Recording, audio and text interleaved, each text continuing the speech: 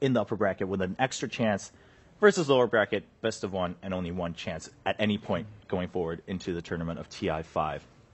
He talked a little bit about the previous matchup. We didn't get to really see that match from here, the foyer, because it was, I believe, the end of day 2 or something like that. We do have some highlights, so we'll take a look at that. But overall, I remember Winter, we were talking about it, and Empire just looked very happy after that match. Of course, it was their first match win, but they seemed really elated. Let's take a look at some of the highlights from their previous matchup in a best-of-2 in Group B, VP versus Empire. I also wonder if it plays effect at all. These two teams probably scrim against each other, Right. Iron sharpens iron, they say, and maybe it's a matchup that they're comfortable with, being able to take advantage of. Adds more to that high morale, being able to come into this matchup against Virtus Pro. And the other thing, we're also having to look at the picks here, something to consider what they've played against each other before, and it looks like Empire got quite a few high-priority picks. The Naga is probably going to be a big key ban/pick in this series, I would imagine. Let's say a hero to highlight where it seems like Empire are really at their best out of all the games we've seen is when Resolution gets this Dragon Knight. If I'm VP, I second phase ban that, no matter what, unless it's very, very clear that Resolution's hero has been picked in the first 2, which is never really a given, I think, because the cores that generally get picked in the first phase are Gyro and Quap, and Gyro will not be played by Resolution, and the Quap could easily also be played by Silent in the safe lane. So it seems like they play with a lot of confidence. He's a frontliner, he has a targeted stun. This is the goal call that we rally around. That's a big pick. I think Undying will be a big pick for both teams as well. And most likely we will see both of them picked or banned. Looking at that clip, it looks like there were, it was 40-something and then 33 kills combined. That's nearly 80 kills in that game. Sure, it went on for a little bit, but... Sounds like Bounty would be good for some track calls. Sounds like it was a bit of a bloodbath. So if that's going to come into play, of course, something to consider. Dakota, how much do you think it's going to matter that VP got to see this last match? Sure, you're maybe reminded of the acts and things like that, but in Game 1, it was also that a lot of picks were open. Lesh was given up and something like that. I agree. I feel like Game 1, it was more they were able to take the advantage of grabbing up the Lesh and building around that, and in Game 2, it was seeing the Brood, being able to counter around that, and just adjusting their playstyle on the fly. I don't think they had to pull out anything secretive or any do-or-die grabs, something that we saw from EG earlier. So I would imagine it shouldn't affect Virtus Pro too much at this point. I think, like I said before, these teams probably have a lot of experience going head-to-head, and they should know what to expect from each other. Yeah. And Winter, what are your thoughts going into this rematch, we could say? I think whoever wins the coin I think we're going to do a coin toss again. I feel like the sides and whoever gets first pick is very crucial as well. Maybe I would personally favor the side that goes to Dire, in the sense that both of the teams are very similar playstyle. They are fighting a lot, and I feel Roshan could be the deciding factor. Being on the Dire side, easier access to Roshan, and maybe you can even build a lineup around the Rosh so you can actually get access to it easy by picking a TA or any form of minus armor. So curious to see who picks what when they win the coin toss. I think that would be really crucial. Yeah. And both teams do play the TA, so that is definitely a pick that's up for grabs. Another thing I believe we haven't mentioned is the progress in the other series. I'm not sure if we talked about that. No, we haven't. No, so CDIC versus eHome is still going, and I think the last update we gave was that CDIC were leading, but they were ahead 15-6, but the score was a little bit deceptive relative to how the game was going, and guess what? eHome actually did win that game. There you go. This game currently 5-6, eHome with 5, CDEC with 6. Looks like CDEC might be taking Roshan right now. This is another close game, and it's really important because if eHome wins, they get first seed in the group. Yes. Which is something, no matter what, no one would have expected either eHome or CDEC, I think, to get first. But eHome actually has a shot at it here. Yeah, so eHome really, we were seeing kind of a dream run on day 4 of the group stages, but just one step away from making it happen. That game is still going on. It's Game 2 for them, so the very last game for either team. No matter how this goes on, they are done on the top side of Group B. Of course, Group A is all wrapped up also. But eHome, will they get first seed, or will they just be content with making it finally into that top 4 of Group B? We're about to find out. And now, of course, just look at the standings also. Group A was all settled. Group B, somewhat settled. But let's review Group A a little bit before we go into this tiebreaker. Are there any results that were pretty surprising going, now that we look at it fully in hindsight? Or do you think Group A was actually played out a little bit more like most people might have expected?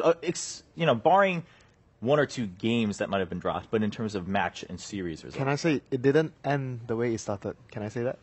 Yeah. You think it's fair? that Well, surprising? you can say Yeah. that. I mean, I won't block you from saying it. That is not allowed. Wrong face.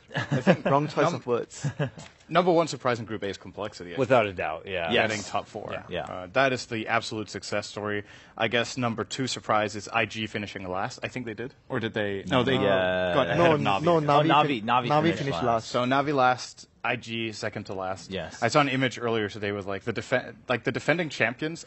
Oh, yeah. IG, Navi, and Newbie are all like at the absolute bottom of the group. Yeah. So that's something I think a lot of people wouldn't have expected. You would expect at least one of True. those teams to do very well, but hasn't been the case. Hopefully they can rise to the occasion at the main event, at least one of them. So. Yeah, granted, I mean, both Navi and Newbie, people didn't have too many high hopes coming in, but at the same time, people were saying, well, Navi, they tend to perform suddenly, like when people least expected, when it most matters, they do turn that switch on.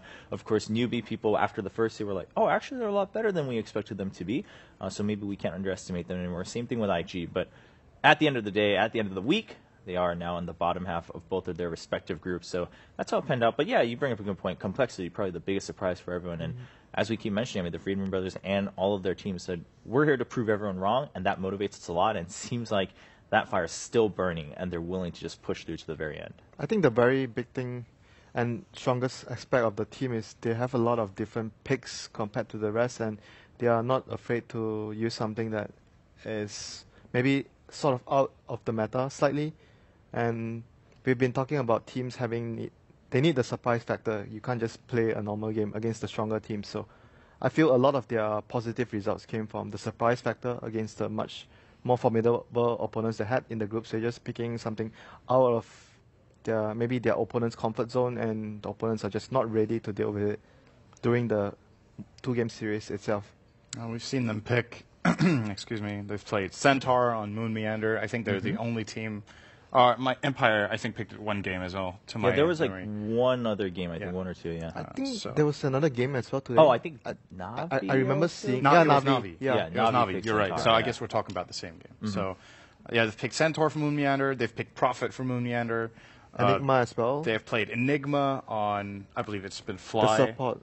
Or The other guy. Z-Freak, yeah. Z-Freak on the Enigma. They've picked Sven, I think both with and without Wisp for was that also for Ziz, so I believe in both games. They pulled out the techies, of course. Techies. Yeah, they- that's true. They even A played... year ago would have been really, or not a year ago, because a year ago he wasn't in the game. A few months ago would have been like, wow, they picked techies. But Right, in this at this tournament, it's point. kind of, like, it's not a very normal pick, but it's also not crazy. Like, it's more crazy to pick a Sven than a techies. I mean, Yeah. is it a crazy normal pick right now?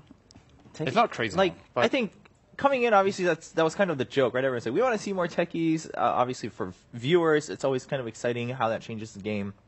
And it's, I guess for viewers, when you're not on the receiving end, it's always satisfying to see someone get blown up by a bunch of mines. But we saw it quite frequently. So I'm in agreement with Sin here saying that it's not exactly crazy.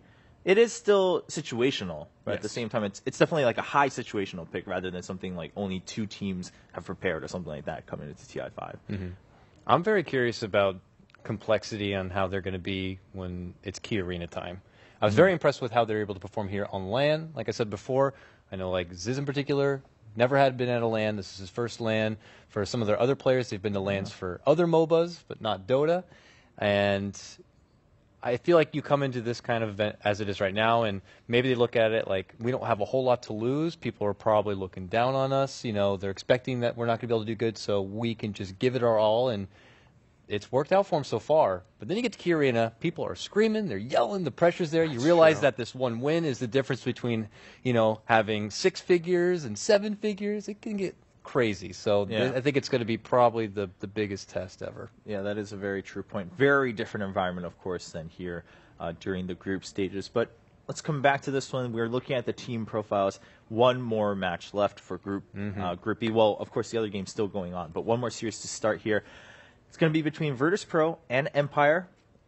Do you think at this point there's any outside factors to consider, whether it's the niche picks or anything, or both teams just have to say, you know what, give it our all, one last game, it's just on us? Like, let's not try to get into all these mind games in the draft and also in game. I think so both teams have not had as strong a showing as they were hoping for, and perhaps that means that the motivation going into the game is just, okay, they know there's a reason they're playing in this relegation match for fourth, if you will. Okay, yeah. So maybe you just stick with your like really solid picks, like for example what I mentioned, Resolutions, Dragon Knight, Virtus Pro. I haven't got to see so many of Virtus Pro's games, I think, so I'm not completely sure what they've been running a lot and what's been successful for them. But there's absolutely no doubt we're going to get action-packed games. I don't think it's going to be a slow kind of game. These teams don't play like that. To adapt. But that, in some ways, complicates things in one way. At the other end, of course, you can think of it as, well, if we lose the first game, we have another shot to come back and tie it up and go for that last game. Winter, what about you? What are your thoughts in this matchup? What do you think they want to focus on the most?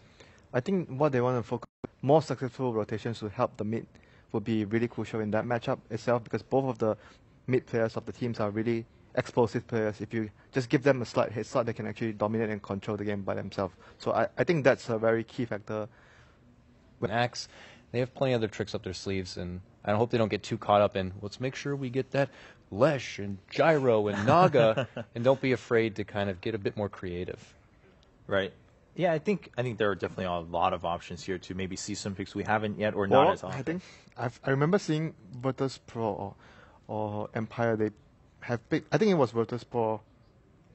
More or less, they picked Warlock for Illidan. He played a safe lane or mid Warlock in the past. Yes. And it's really good. Warlock is a pick that's really good when the playstyle is constantly fighting. And when you fight, you want to take Warlock. It's like you win the fight, you take objective. So it's very good in the matter of the fact that if the teams are fighting constantly, it's a good pick in that regard. The downside of that, though, is if the fights are too frequent. Yeah, too frequent. It's a very long cooldown also. Yeah. So I think that's a big part of the reason that it's not being picked right now. It's just that the long cooldown. It's just such a long